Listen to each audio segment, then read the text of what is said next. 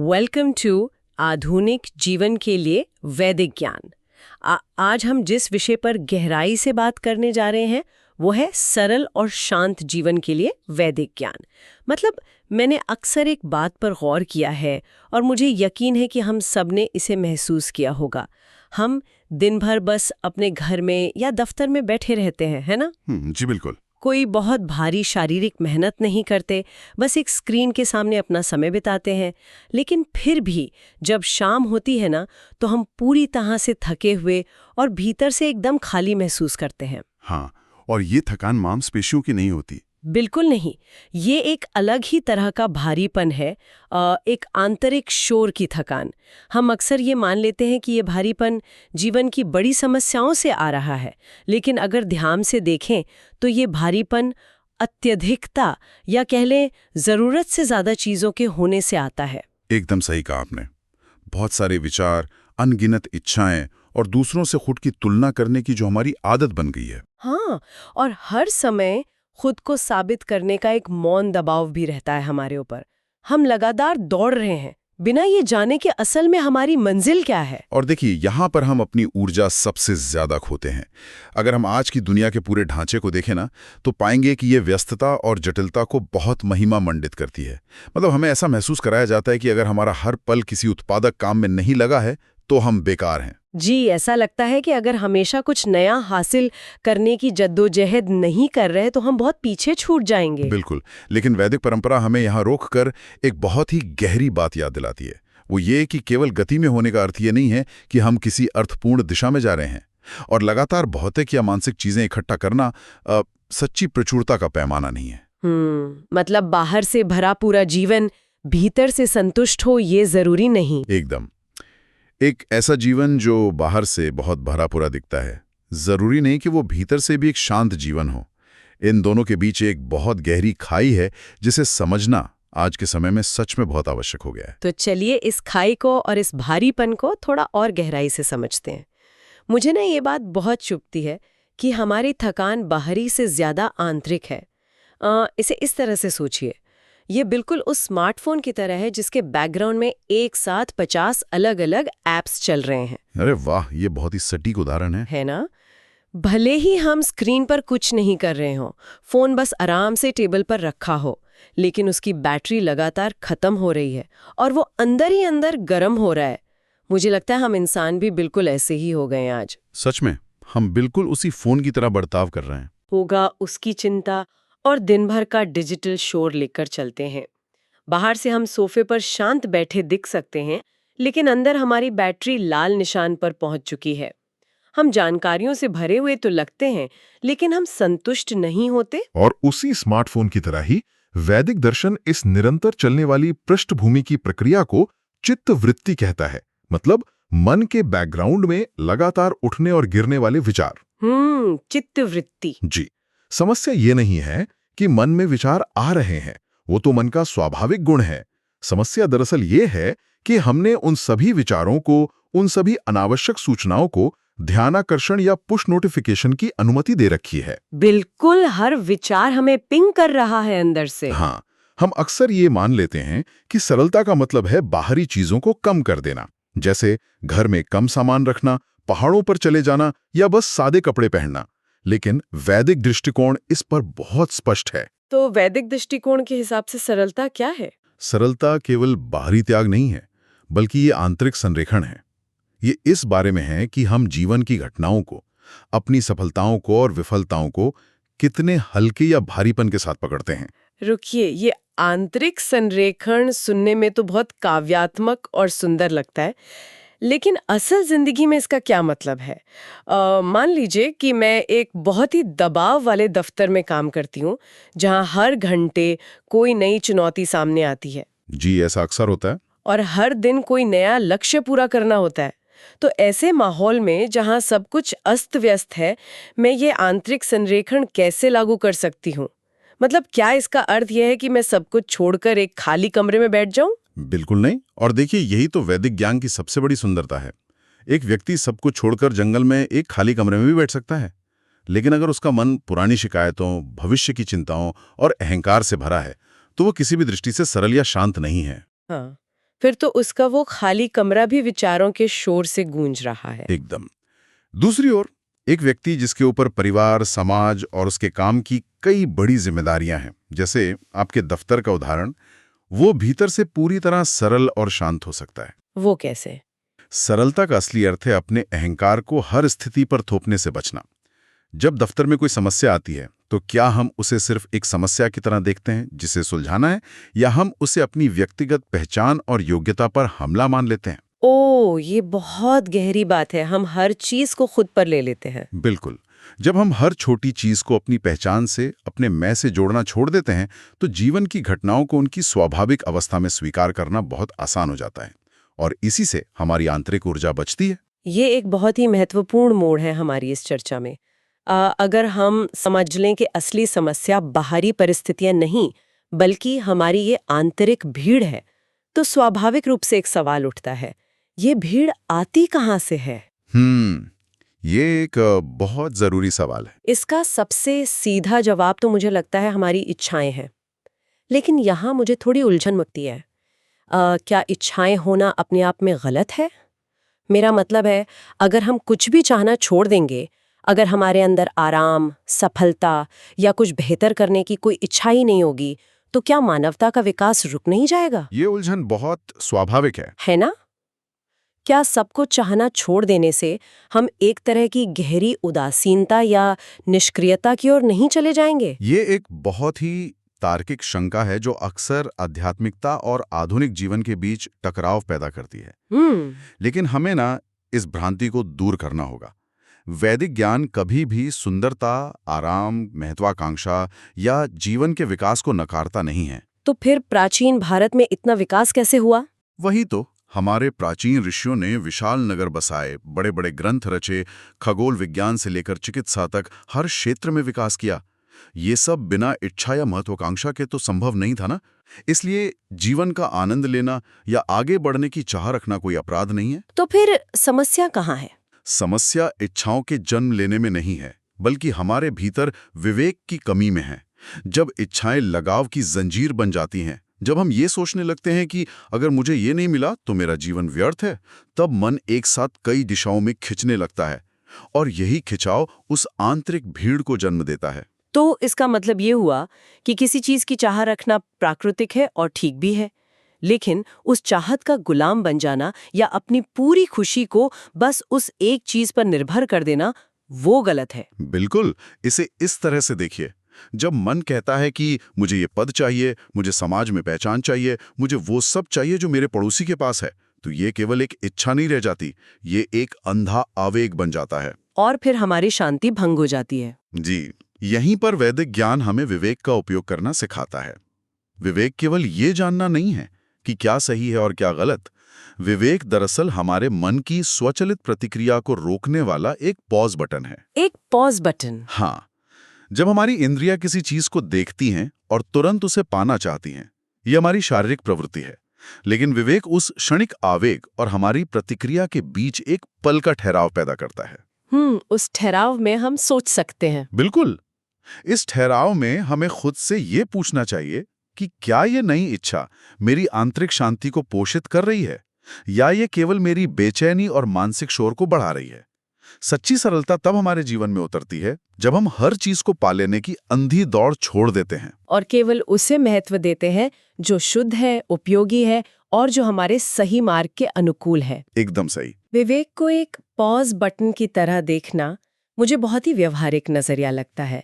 इसका मतलब है कि हमें अपने जीवन में चुनाव करना सीखना होगा। हमें अपने मन में एक ऐसा फिल्टर लगाना होगा जिससे हम ये तय कर सकें कि क्या वास्तव में हमारे लिए मायने रखता है और क्या सिर्फ एक छलावा है जो हमारी ऊर्जा सोख लेगा। जी बिल्कुल ऐसा ही है। लेकिन अगर हम इस बात पर थोड़ा और गहराई से विचार करें, दिन भर में हमारे सामने सैकड़ों ऐसे पल आते हैं जब हमें चुनाव करना होता है। अगर मैं हर बार हर छोटी चीज के लिए अपनी इच्छाओं पर ये पॉज बटन दबाने की कोशिश करूं, तो क्या मैं मानसिक रूप से पूरी तरह थक नहीं जाऊंगी? ये एक बहुत ही व्यावहारिक चिंता है। क्योंकि विचार तो बहुत अच्छे हैं, लेकिन सोमवार की सुबह जब अलार्म बजता है और मेरे सामने काम का एक पहाड़ खड़ा होता है, तो ये सब विवेक और फिल्टर भूल जाना बहुत आसान होता है। इससे हम रोजमर्रा की जिंदगी में कैसे ढाल सकते हैं? और यहीं पर वैदिक दर्शन एक कदम और आगे जाता है। हमारे प्राचीन विचारकों को ये बहुत अच्छी तरह से पता था कि हर पल अपनी इच्छा शक्ति या विवेक पर निर्भर रहना इंसान के लिए थका देने वाला होता है।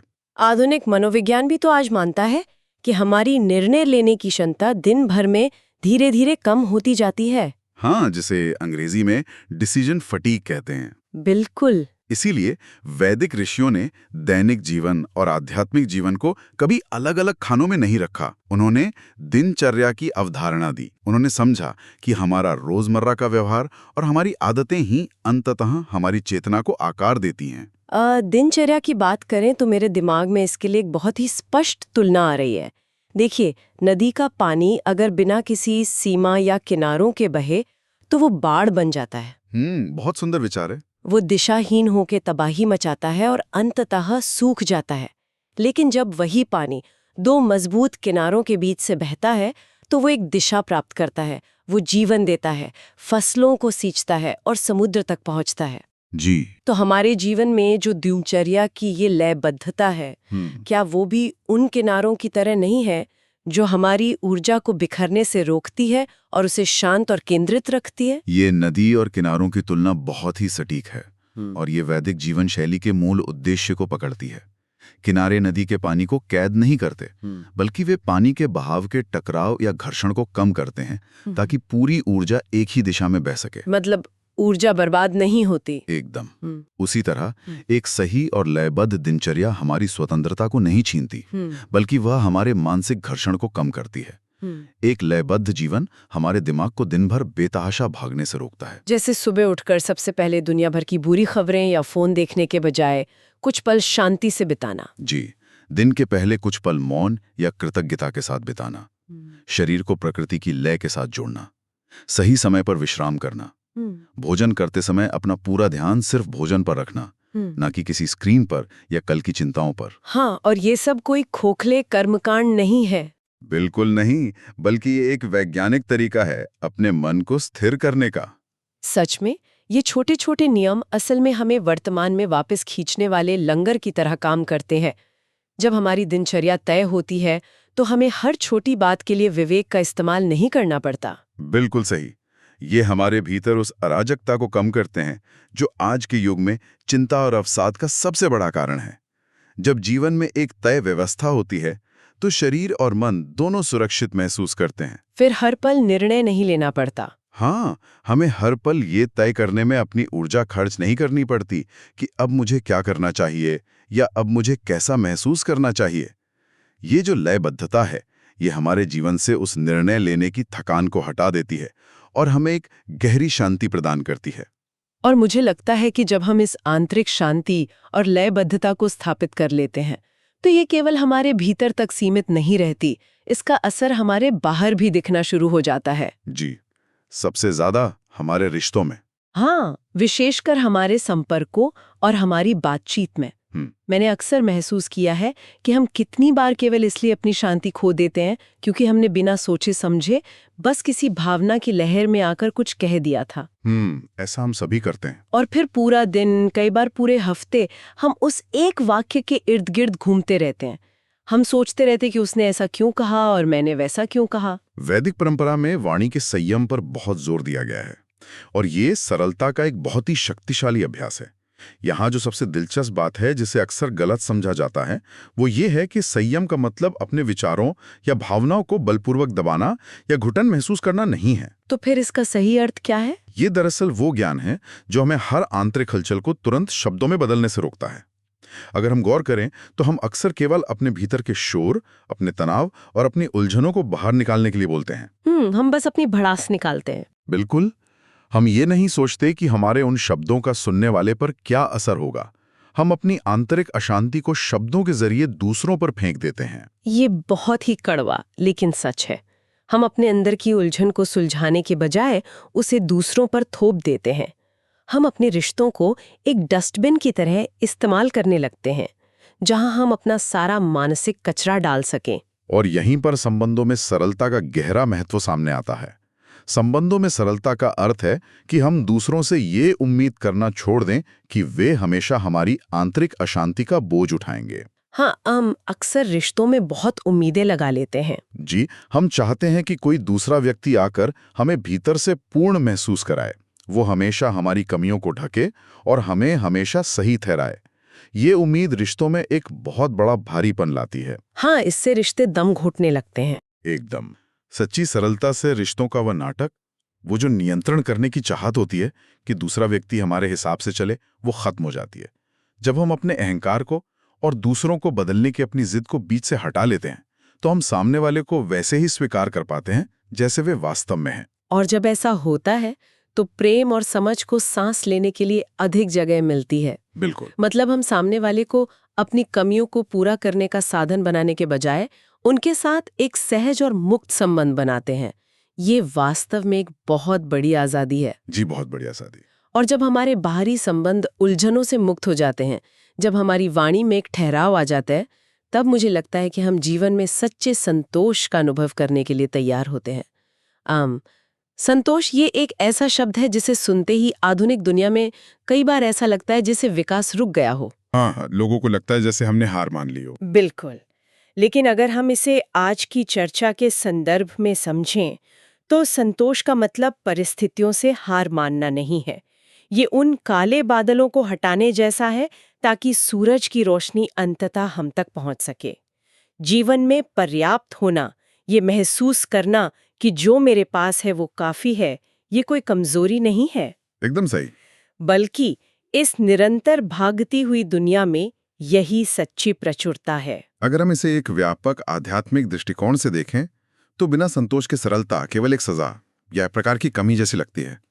अगर मन में संतोष नहीं है, तो आप कितने भी सादे कपड़े पहन लें या कितना भी कम सामान रखें, आपका मन हमेशा यही सोचता रहेगा कि मेरे पास ये नहीं है, मेरे पास वो नहीं है, मैं पीछे रह गया। हाँ, फिर तो वो सादगी भी एक बोझ बन जाती है। बिल्कुल। लेकिन संतोष के साथ यही सरलता हमारी सबसे बड़ी स्वतंत्रता बन जाती है।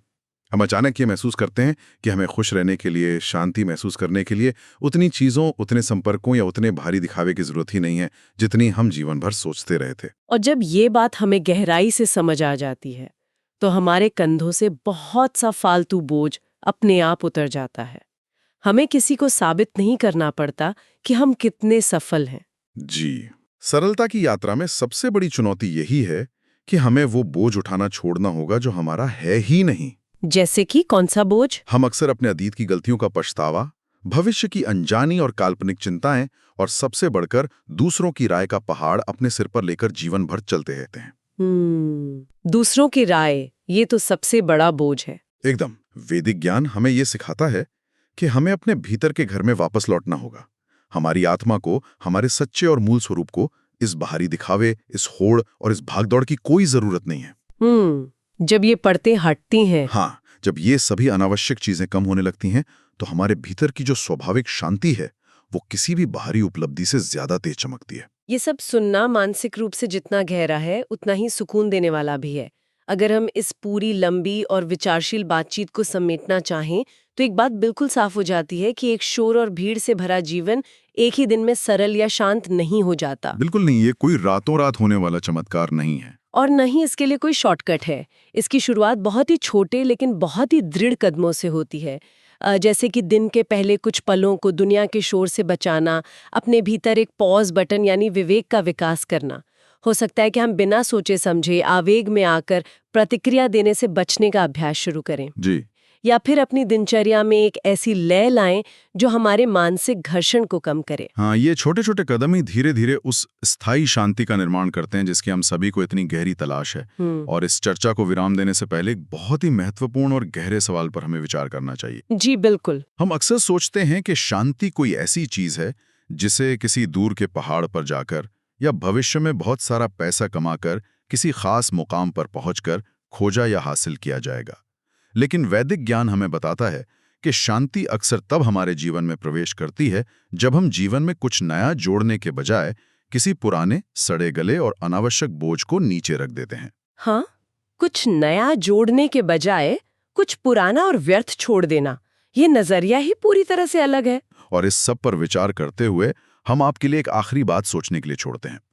हमने इस पूरी चर्चा में अपने खुद के आंतरिक शोर को शांत करने और अपनी बैटरी बचाने की बात की। लेकिन वैदिक विज्ञान हमें यह भी बताता है कि हमारी चेतना केवल हम तक सीमित नहीं है। हम सभी अदृश्य रूप से एक दूसरे से जुड़े हुए हैं। बहुत सही बात है। तो सोचिए, क्या आपका शांत होना, आपकी सरलता केवल आपके व्यक्तिगत लाभ के लिए है, या क्या एक व्यक्ति की सच्ची सरलता उसके आसपास के पूरे माहौल का, उसके पूरे कमरे का तनाव कम कर सकती है? क्या आपकी आंतरिक शांति असल में इस अशांत दुनिया और आपके प्रियजनों के लिए आपका सबसे बड़ा उपहार हो सकती है? ये वास्तव में सोचने पे मजबूर कर देने वाला विचार है। हम अक्सर अपनी समस्याओं का समाधान कुछ नया खरीदने, कोई नया कोर्स करने या कुछ नया हासिल करने में ढूंढते हैं, जबकि शायद सबसे बड़ा समाधान कुछ छोड़ने में है। बिल्कुल। अपने फोन के उन बैकग्राउंड ऐप्स को बंद करने में है, ताकि न केवल हमारी आंतरिक ऊर्जा बची रहे, बल्कि हम उस ऊर्जा से दूसरों के जीवन में भी ठहराव ला सकें। अगली बार जब आप वो भारीपन महसूस करें तो इस पर जरूर विचार कीजिएगा।